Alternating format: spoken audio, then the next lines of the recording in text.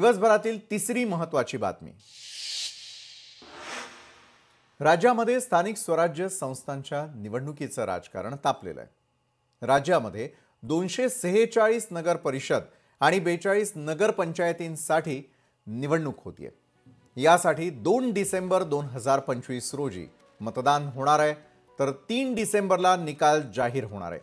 त्याआधीच भाजप जोमात दिसतेय, कारण नगर पंचायत आणि नगर परिषद निवडणुकीसाठी अर्ज माघारी घेण्याचा आज शेवटचा दिवस होता आणि त्याच पार्श्वभूमीवर मोठ्या संख्येने उमेदवारांनी माघारही घेतलेली आहे। याचाच परिणाम म्हणून अनेक ठिकाणी नगरसेवक बिनविरोध निवडून आलेले आहेत। या बिनविरोध निवडणुकांमध्ये भाजपचा दबदबा स्पष्टपणे दिसतोय।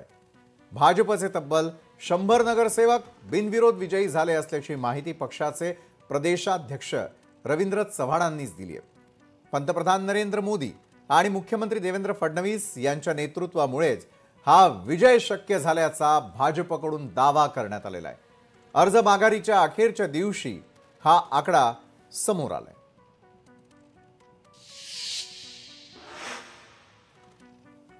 तर भाजपचे बिनविरोध जिंकलेले नगरसेवक आहेत 100।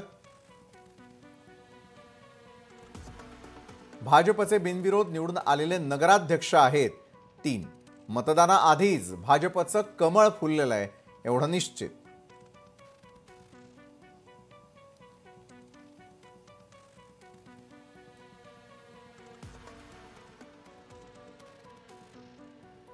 कुठल्या विभागात किती नगरसेवक बिनविरोध निवडून आलेले आहेत त्यावरती आपण नजर टाकतोय। महाराष्ट्राचा संपूर्ण आढावा घेतल्यास उत्तर महाराष्ट्रामध्ये 49, पश्चिम महाराष्ट्रात 41, कोकणात 4, मराठवाडा 3, विदर्भ 3। एकंदरीत अशाच प्रकारे भाजपने सेंचुरी गाठली आहे एवढं नक्की।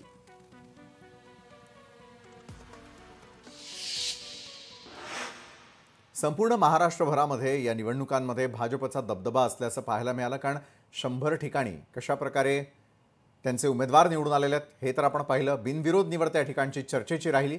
मात्र आता उत्तर महाराष्ट्रातील धुळे जिल्ह्याकडे आपलं लक्ष वेधू इच्छितोय। कारणही त्याला तेच आहे, कारण धुळे जिल्ह्यातील दोंडाईचा नगरपालिकेमध्ये तर इतिहास घडलेला आहे।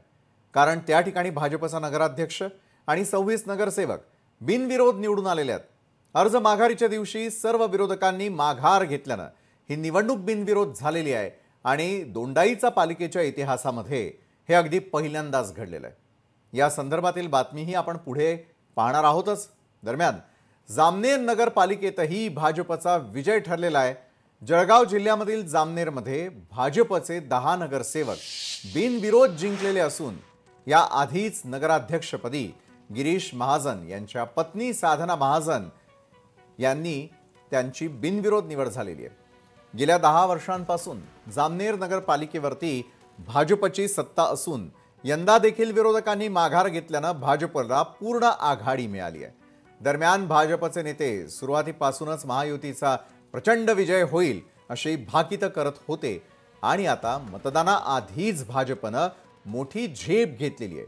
पुढील टप्प्यामध्ये मतदानानंतर भाजपचे आणखी किती नगरसेवक विजयी ठरतात हे पाहणं औत्सुक्याचं ठरणार आहे।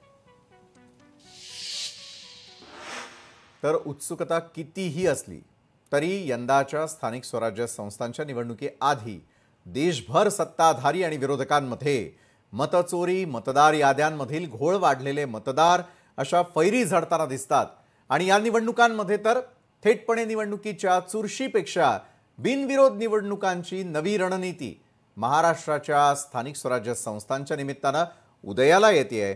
त्यामुळे पुढल्या काळात निवडणुकीआधी विरोधक उमेदवार रिंगणात दिसणार का अशी शंका मतदारांच्या मनात उपस्थित होती। लोकशाही मराठी ऐका, पहा, जागरूक रहा।